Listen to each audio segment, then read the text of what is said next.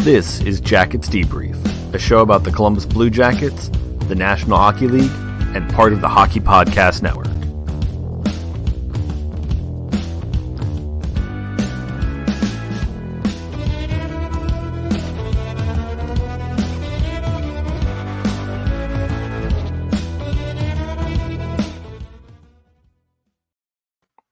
Welcome to the show this week, everyone, and what a week it has been. Oh my goodness. I cannot even begin to tell you how wonderful this week has been, except that that's what we're going to do on this week's show.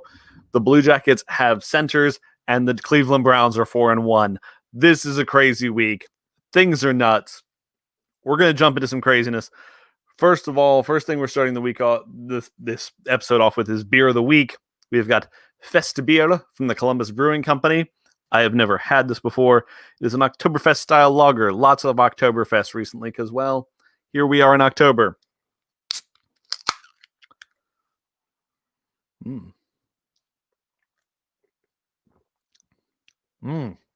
little more bite than the last Oktoberfest I had. A little more of that hoppiness in the middle of the tongue. Very nice. Very easy to drink. Not a lot of bitterness to it. A little bit of bitterness with it, but it's good. It's good bitter. All right. So my plan for this week's, folks. I said that horribly wrong. I'm sorry. My plan for this week, I'm just super hyped after that Browns win, is we're essentially going to follow the Blue Jackets week in chronological order. We are starting with a cool chat I had earlier today with Mason and Corey from Habs Nightly, a sister show here on the Hockey Podcast Network.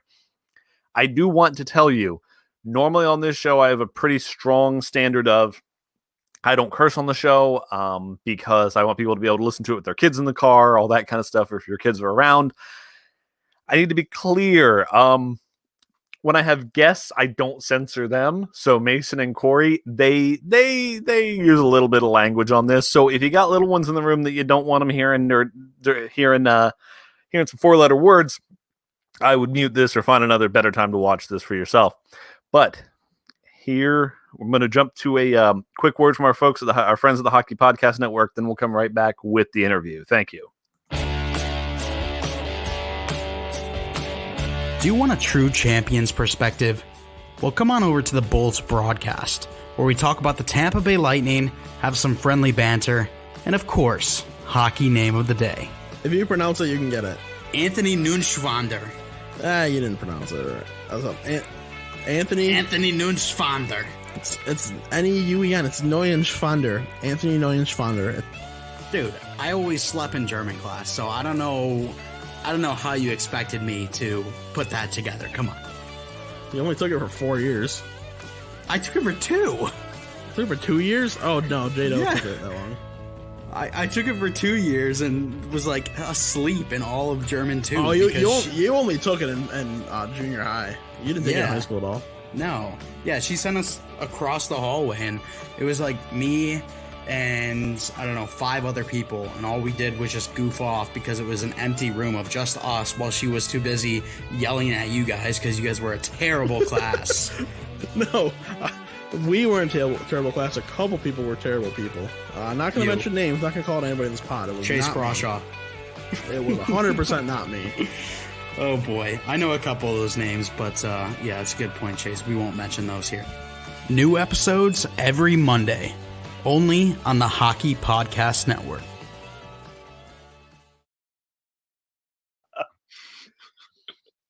All right, so we'll do take 2 here. All right, so the deal was Max Domi for Josh Anderson, and Max Domi came over with a third from Montreal. What were your initial reactions there, guys?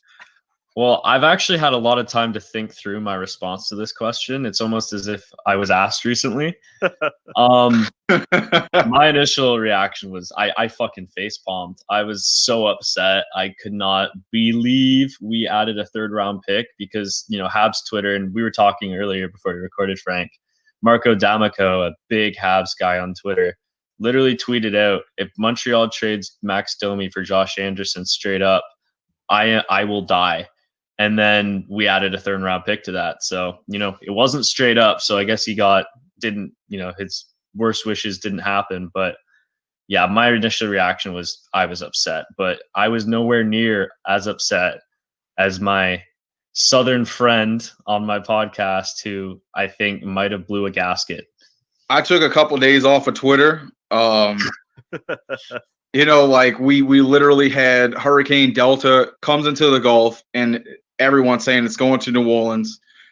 And literally that morning, Max Domi gets traded right before I go to work, and I called off work. Fuck it. Like I couldn't deal with that today. I couldn't deal with that amount of stress and disappointment.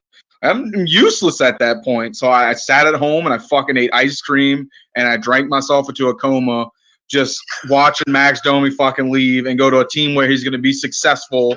And had to look up who the fuck Josh Anderson was. Like it was a hard day. It was a hard day in the South.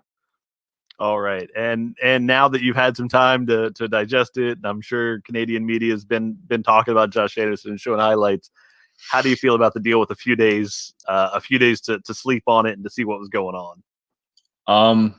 We got jar mode for sure. I think we got fleeced a little bit. Max Domi, in my opinion, is a more talented player than Josh Anderson. I think that's a pretty general consensus. But I think the market for Max Domi was a volatile one. We kind of didn't have a place for him, and I think teams knew that. When you've got Danault, KK, and Suzuki as your top three centers, and you've got Max Domi as a centerman, well, you know who the odd man out is. I think Jarmo took advantage of that, and I don't have an issue with trading for Josh Anderson. I think he's exactly what we need, and he's a great addition to this lineup. But we fucking overpaid for him, and I think that could potentially hurt us. But I think in the end, it was a good idea for Marc Bergevin to trade for this guy. I just think Columbus got out a little bit ahead of us, and sometimes that's okay to take a losing deal, but it doesn't make it an easier pill to swallow, to say the least. Absolutely. I got to hear from way more intelligent people on Habs, in the Habs community, tell me that his size is really going to bring a difference to our game and his grit as well. Like Mason said, there is a difference in offensive abilities, but I think Josh Anderson is going to play well on this team. I don't feel so much that we overpaid. Like it sucks that we gave up an extra, a draft pick for it, but we're going into next season where we have 14 picks. I feel like Bergevin was just like, it's not the biggest problem. It's not the biggest deal if we give this away with it as well. And like Mason said, it's kind of hard to hide that like Max Domi's not fitting on this team because he can't play his correct role. And it's like other teams saw that shit. It's the same thing with Galchenyuk. They saw that he was being moved around, so they clearly saw that he was not fitting in with the team. He did not mesh with what we were trying to do. So it really played into, the other GM's hands. It was easy. It was like, okay, well, you desperately need to move him. If we need him, you're going to have to give us a little something extra. It's got to be worth our time. So I felt like it was harder for us to move Domi in that aspect, but it was literally everything had to be in Columbus's hands, for them to be like, okay, this trade only works if you do this for us. And we just had to straight up be like, okay, I guess this is it. We can we'll settle for that. Yeah, that was something when I first saw the deal, I was surprised we got the third with it. The sense I got from a lot of Canadian stuff was that, if there was a deal like that to be had, the Blue Jackets were going to have to add to it.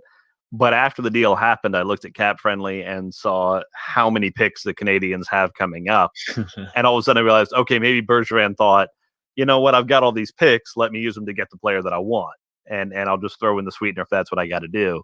I'll say as a Blue Jackets fan, there's still a part of me that's kind of sad I won't see Anderson again in a Blue Jackets uniform, because not this past year with the shoulder injury and stuff, he wasn't playing like himself. But the year before, when he's playing well, he can kind of change a game. He changes the makeup of a game because that size, the speed, the skill, he changes what happens. I mean, there's a lot of people who think that player not being on the ice was one of the biggest differences between last year's series against Tampa Bay versus this year's series against Tampa Bay, because Tampa Bay had a hard time dealing with a player like him. So, I mean, in that way, you guys did get a really good player on that deal. In your view, I mean, is it something where, Domi just wasn't a fit anymore. In you mentioned Galchenyuk in there. I mean, he just wasn't a fit. You guys have all the centers you need. I mean, is that why you're thinking he got moved out? He just wasn't a fit anymore in Montreal. Yeah, I don't know if it was a problem with fit, because I think Domi fits Montreal's game very well. I think it was just an issue of Philip Deneau. You had to pick Domi or Deneau, and because realistically, you're not going to move KK or Suzuki. If you would, you're not a GM in the NHL, and if you are, you're not a good one. So it was Philip Deneau or Domi, and I think that's a no-brainer. I know if you don't watch a lot of Habs, you might not be as high on Philip Deneau as I am, and I am notoriously high on him. But he's one of the best defensive centers in the league. He's should be a perennial Selke candidate. And he just provides a lot to a hockey team that Domi can't. Domi is leagues higher offensively than he is, but realistically, and if you look at advanced stats, he's one of the worst defensive forwards in the NHL. He does make up for it with offense, but it's just not what Montreal needed. And add on to, play into rumors if you want, but there were rumors that him and Claude Julien were, arguing in the playoffs about ice time because Domi was relegated to a fourth line role. And take of that what you want, take it with a grain of salt. But where there's rumors, there's usually a little bit of substance, maybe not a lot. So I wouldn't be surprised if something happened there. Yeah, I think Domi's offensively skilled enough to know that he deserves to play. I think it just him taking those extra days off to be cautious about COVID and his health condition, making him someone who was a lot more capable of catching it. It really kind of threw off that chemistry coming back in, because it was like, okay, where do we put him? We got a great system going right now, but he knows what he's capable of doing, and I'm not mad if it was true that they were arguing, because he knows that he can be, if he gets enough time with the team, he can definitely make an impact in the game and the way that we play. And he just wanted to get back into that role. I just think he missed a little bit too much time, and they saw how well Suzuki and Kotkaniemi were willing to fight for this role, and it just kind of pushed him to maybe playing a wing position instead of a center, and sadly falling down to the fourth. All right. And I'd be remiss if I didn't bring up, because it was such big news shortly after the trade, Josh Anderson signs his big deal, 7 years, $5.5 million. Was this too much? Was this too long? What do you guys think of this? Because I know what Twitter seemed to think of the deal as soon as it happened, but what about you guys? It's a fucking grand slam, or it's a complete strikeout in the ninth inning of the World Series. Like, if he scores 30 goals and it remains healthy, I think it's a steal, because realistically, you don't get 30 goal scorers for under 6 million. 6 million seems to be kind of the mark for a 30 goal scorer. And Josh Anderson, I think, is totally capable of doing that.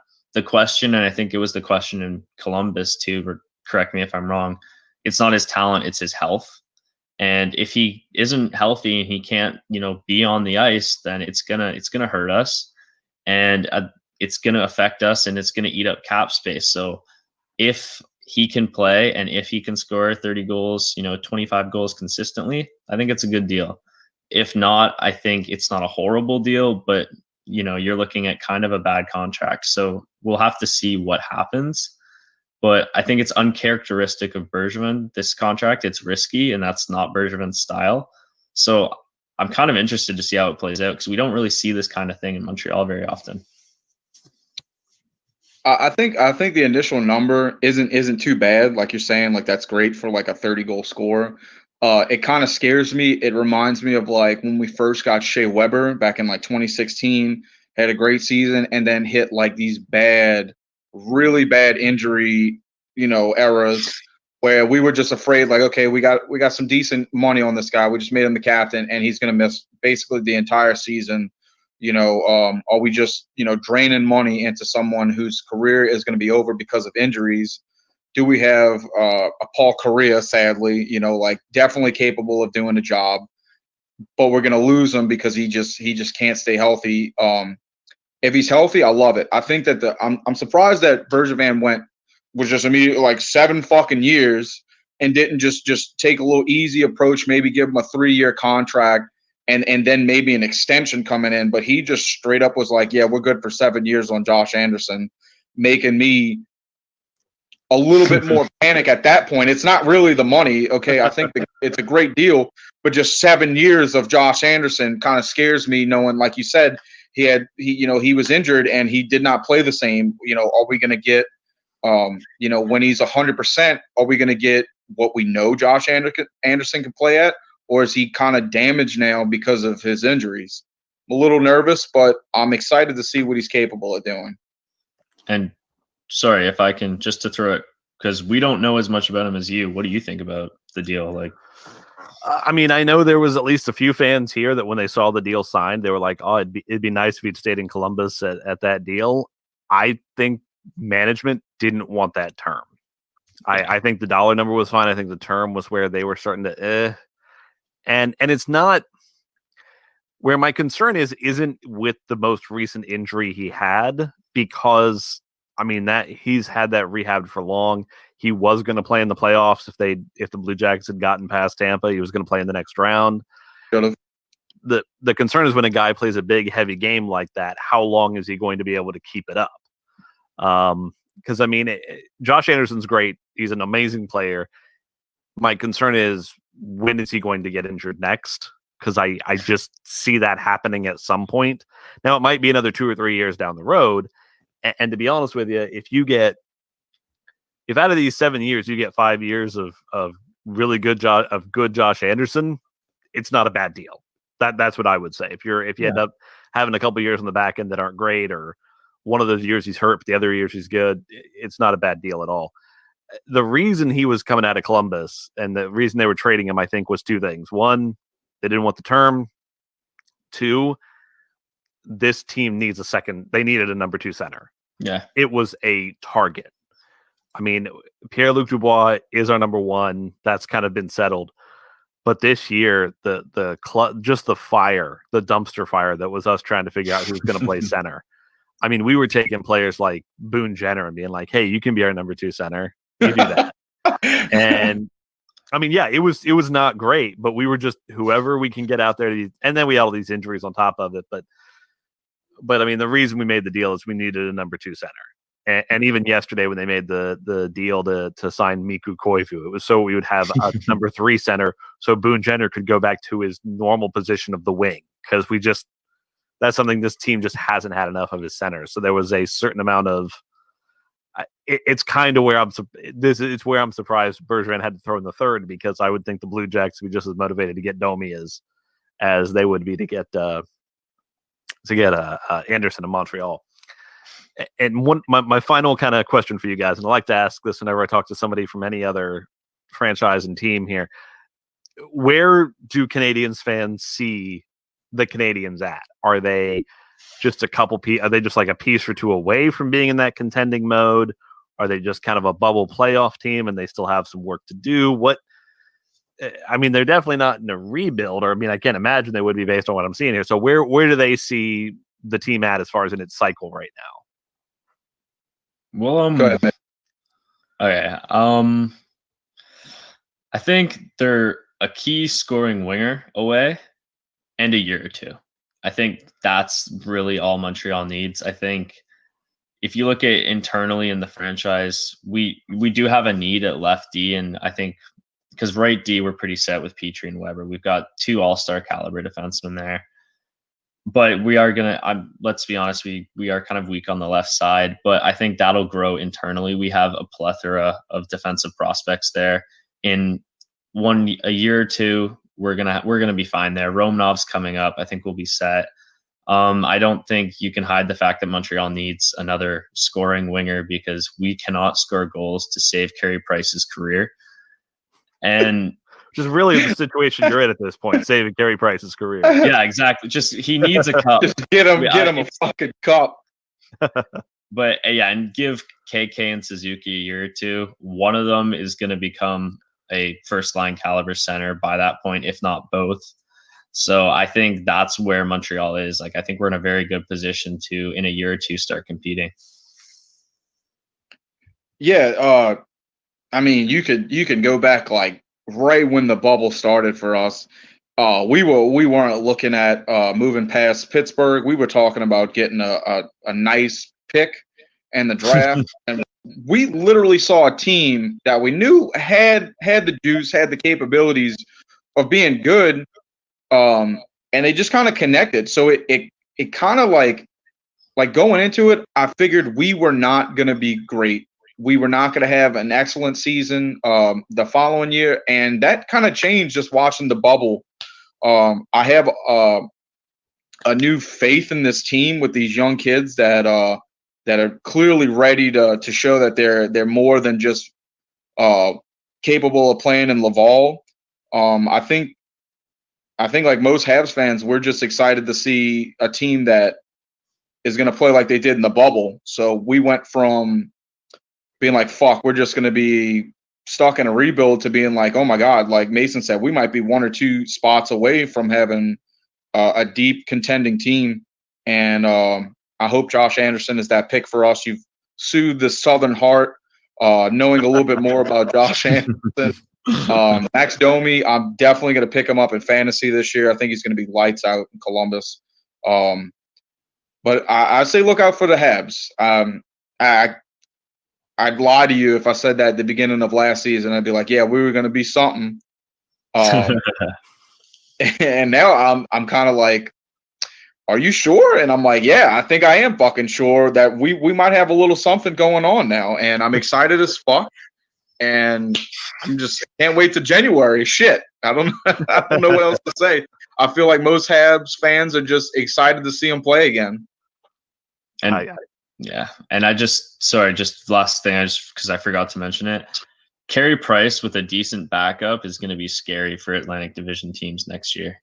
So I think you've always got to consider that. Like we want to save his career, but right now it could very well just be simply in his hands with the way he plays. Yeah, no, I did that. Yeah, getting the backup Jake Allen there. It's a lot of money in goaltending, but if you can not. Fuck ton of money in goaltending. If you cannot play Carey Price 65, 70 games, if you can give him 20 games off in the regular season or 25, which you can do comfortably with Jake Allen going in, that should help that team. That should help them long term there. All right. Well, Mason, Corey, thank you guys very much. I enjoyed our conversation both times we had to have it here. So so thank you very much, guys. And you have a good well, I guess for Mason, Thanksgiving weekend up there, huh? Yeah, definitely. I can't believe you guys have it when it's snowing out. That's just wild to me. So I don't know what that means. The idea of having Thanksgiving before Halloween just strikes me as the weirdest thing in the world. I can't get over that. So in my mind, there's that order to it: Halloween, Thanksgiving, Christmas. The holidays get more, I don't know, maybe not serious. I don't know, but either way. You guys, thanks very much for coming on, guys. Yeah, appreciate you having us. Thank you. Thank you. We just finished a really exciting season of hockey here in Columbus, and the future is bright with all these awesome young players: Pierre-Luc Dubois, Alexander Texier, Liam Foudy, Elvis Merzlikins. But now you've got a new problem. How do you get jerseys for these guys? Well, we've got you hooked up. CoolHockey.com/THPN. And since CoolHockey.com doesn't outsource jerseys for customization like competitors, they're able to offer the best deals, best quality, and pricing and time on your delivery. So remember, when you need a new jersey, CoolHockey.com/THPN for our exclusive discount there. Remember to use the discount code THPN, CoolHockey.com/THPN. All right. Well, that was a great interview. Thanks, guys, with Habs Nightly there. Jumping into the rest of the news from the week. Shortly after trading for Max Domi, the Blue Jackets signed him to a 2-year deal worth $5.3 million a year. My initial thoughts on it: I kind of thought it would be for a longer term. As long as Jarmo's been looking for that number 2 center, I'm surprised he signed a deal that walked him right up to free agency. That being said, after the fact, when Jarmo talked about it and said, well, this gives the player a chance to get to know us and us a chance to get to know him, I think Jarmo, and this will be a recurring theme as we go forward, is valuing flexibility at this point. Whether the Blue Jackets have an internal cap going right now or what's going on, I think they want certain levels of flexibility and planning. At the same time, what also may have happened is when they were making that deal, if Yarmo might have asked, hey, let's go longer, at which point the price started going up precipitously. At that point, I can see why Yarmo said, well, let's take a breath, see what Domi can do for a year. He talked about how next year they can start negotiating again, so that gives them a chance to kind of re-up him long-term at that point. Domi, for what it's worth, seems to really enjoy the idea of playing in Columbus, so I'm not worried about it only being a 2-year deal, but we'll see what happens. A lot is going to be determined by how Domi plays on this 1 year, or the first year of the deal. Then the Blue Jackets had the draft, where they drafted a bunch of guys that I have never heard of, which is pretty normal for a draft, but not to the extent that they did it. Their first pick, what's the name here? Okay, they got Domi there. There is Igor Chinikov. As far as I understand, that's how it's pronounced, Chinikov. 21st pick, a guy that some people think is a super reach. And an important piece of news, Yarmo seems to think he's high end on talent, and there's a lot of highlights on him, but there's the highlights on all these guys. I'm not going to evaluate it, guys. I don't watch a lot of junior hockey. I definitely don't watch a lot of KHL hockey. I definitely don't watch a lot of European hockey. But the one bit of news, it was coming out earlier this weekend, that his team in the KHL was offering him a 3-year contract. Well, officially today, what his agent came out and said, Igor Chinikov is in the final. This is a tweet here from his agent. Igor Chinikov is in the final year of a contract with Avangard. All conversations about extension or move to the Columbus, there we go, again, different language, no big deal, will be held only after the conclusion of the KHL playoffs. Igor is willing to help his team to bring Gagarin Cup to his hometown, Omsk. Good sign for the Blue Jackets if they want this player over sooner. I think what's happening is Chinikov is looking at it and didn't think he was going to go in the first round. And honestly, that's probably why his KHL team brought him a 3-year contract. They want him to stay. Now knowing that a team valued him enough to take him in the first round, because think about some of these other deals. When we drafted Gavrikov, when we drafted Voronkov, Marchenko, those guys were later round picks. Chinikov is looking at it saying, I could be a first round. I could get first round money going in. I might be able to sign essentially one of those rookie deals where you're getting the, 7, 8, 900,000, and then with bonuses you can get up to 1.5 or something. I mean, that could be a big deal. That could be a game changer for him and wanting to come over. So we'll see what happens. He's already a little bit of an older player as a prospect, so it's something where very possibly, who knows, my guess is what his team wants, what his agency's thinking is, let's get to the end of the KHL playoffs, and then we'll look at signing that deal and see what Columbus is offering. And if Columbus is saying, yeah, we want to get you into the NHL as quickly as possible, because if he's as good as some people have said he is, or think he could be, I think Columbus wants him in the system as quickly as possible. So that would be a good sign there. The other big news from this week, the Blue Jackets traded Ryan Murray for a 5th-round pick and to the New Jersey Devils, and Marcus Nudavara to Florida for a forward, Cliff Poo.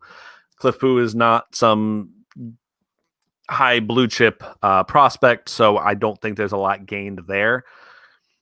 What was gained was cap flexibility. The Blue Jackets at this point have $13,625,000 in cap space after the Mikko Koivu signing. And they seem to really be concerned about somebody trying to offer sheet Pierre-Luc Dubois. This has led to concerns about, do the Blue Jackets have an internal cap? I don't know. It's really tough to tell right now. Yarmo's being very cagey whenever he's asked the question. He's not saying no outright, but he's saying we're going to keep those conversations internal, which makes me think there's something. I don't know if it's a pure internal cap, or maybe it's just something where the Blue Jackets, as we've speculated on this show before, the salary cap's 81.5. They're allowed to spend 81.5. That may be how it works. I don't know. So we'll see what happens there. But trading those players And we would be remiss if we did not mention the one signing that they did do, Miku Koivu, the 37-year-old center who'd played with the Minnesota Wild for pretty much his whole career there. The thing that I want to point out, because I'm seeing a lot of Blue Jackets fans, you know what? Let's get to the last thing, then we'll get into then we'll get to this. The big news that just broke that is kind of crazy, that I did not see coming, that to my knowledge nobody saw coming, is that Taylor Hall, the big fish in free agency, is signing with, of all teams, the Buffalo Sabres.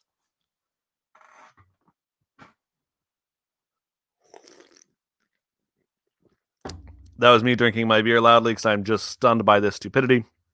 But again, it may not be stupidity. I'm not trying to judge the move too much, because Taylor Hall, the one thing we knew about Taylor Hall is he said he wanted to go somewhere based on winning and that he wasn't opposed to a short-term contract. So that led people to believe, and I think accurately, that this meant things like a one-year deal with Colorado or something, a team, Boston. And this is where I think Blue Jackets fans thought we had a chance, being like, yeah, 1 or 2 years, you can play in Columbus.